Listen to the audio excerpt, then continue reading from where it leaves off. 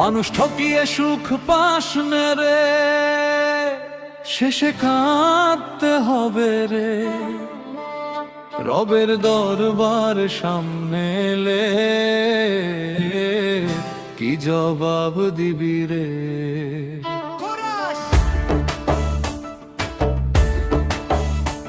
মানুষ ঠকিয়ে সুখ পাস রে, পাপের বোঝা বইস রে। আজকে হাসিস কালকে কাঁবে রে, এই কথাটা ভুলিস নে রে। এতিমের হক মেরে